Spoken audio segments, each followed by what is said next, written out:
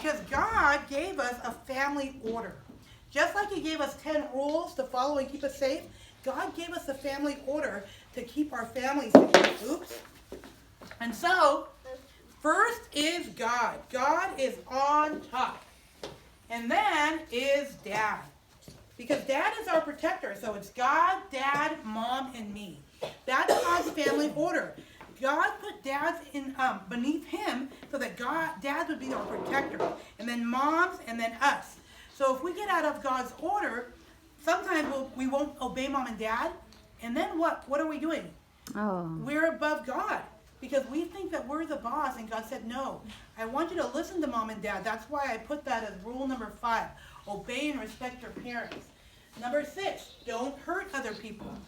Number 7, be faithful. Number 8, don't steal. Number 9, don't lie. And number 10, don't want what other people have. But guess what? When we have those rules, sometimes we can think, I can do that. I can follow those rules. I can get to heaven all by myself. I'm just not going to break one rule because I am just super good. I'm not going to break those rules.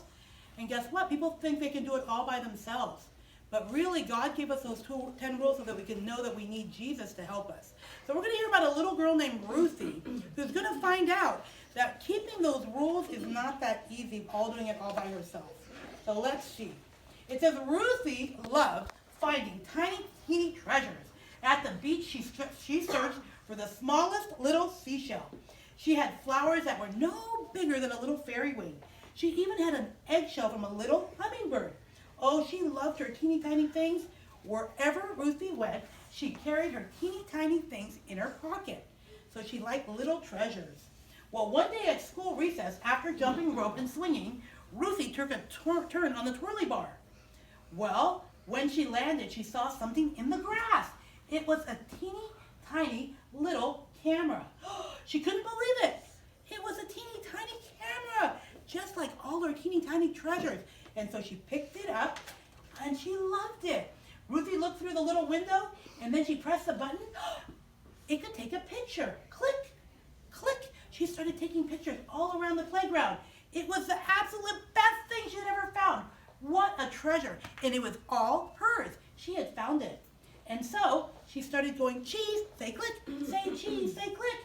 Well, up to Martin, she went to Martin and said, Martin, say cheese.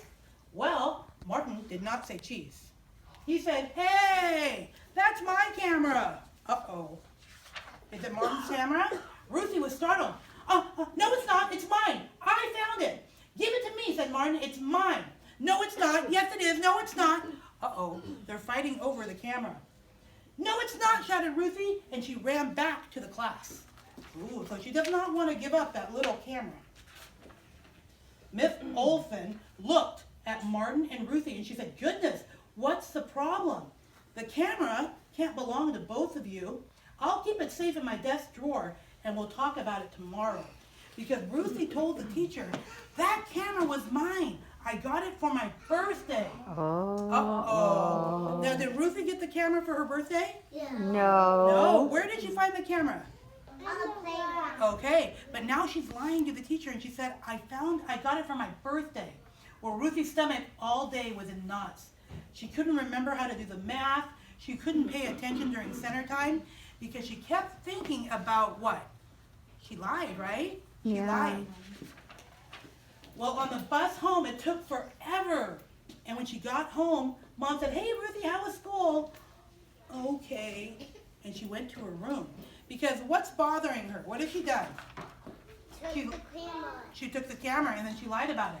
Well, dinner was macaroni and cheese. It was her favorite.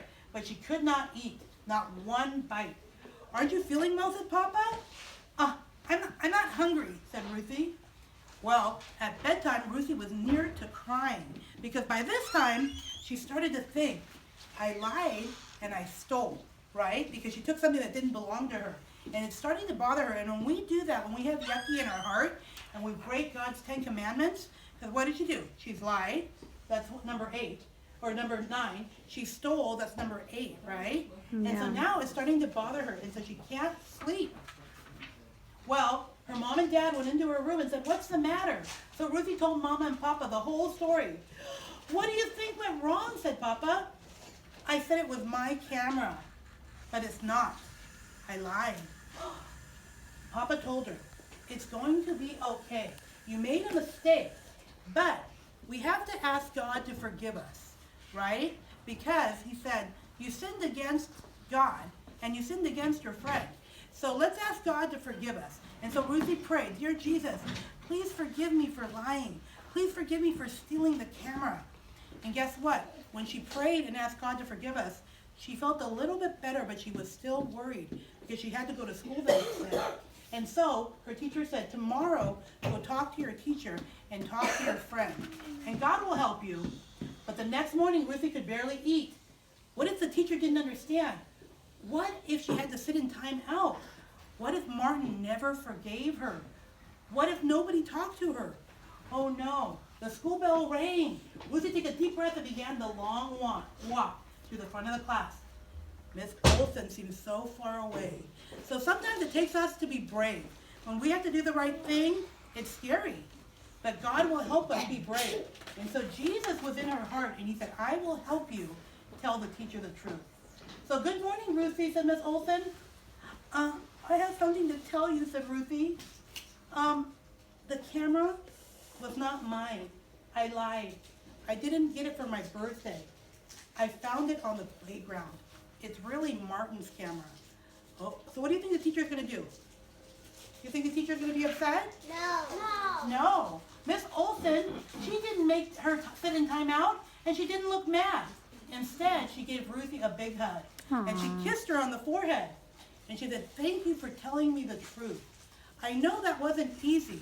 It took a lot of courage. But guess what? Ruthie said, I prayed, and I asked Jesus to forgive me. And Jesus helped me tell the truth. And so, look at, her teacher's not mad. And the next time, when she saw Martin, she said to Martin, I'm sorry, Martin. It's okay, said Martin. So did Martin forgive her? Yes. So when we make a mistake, we tell God sorry, and then we tell our friends sorry. And they forgive us. All at once, Ruthie's stomach stopped hurting. She even skipped her way back to her desk. She could concentrate on her schoolwork. She was paying attention during center time. She was having fun again. And on the way home, Ruthie realized that she did not miss that teeny tiny camera one bit because she had told the truth and it made it all better. So that's why God gives us the 10 Commandments, because he tells us, if you follow my rules and you don't steal, you don't lie, you obey mom and dad, then you're not going to run into problems like that, where your tummy's going to feel bad and you're going to feel like you have yucky in your heart. But God wants us to know that even if we make mistakes, because raise your hand if you ever don't listen to mom and dad. Yeah. Missy Wanda doesn't listen to mom and dad all the time either. But guess what? I'm breaking rule number 5. That God says, you know what? Jesus will help you. My son Jesus will help you follow my 10 rules. And that's why if we ask Jesus to help us, he will make us follow the rules, and then our life will be better, okay? All right, friends.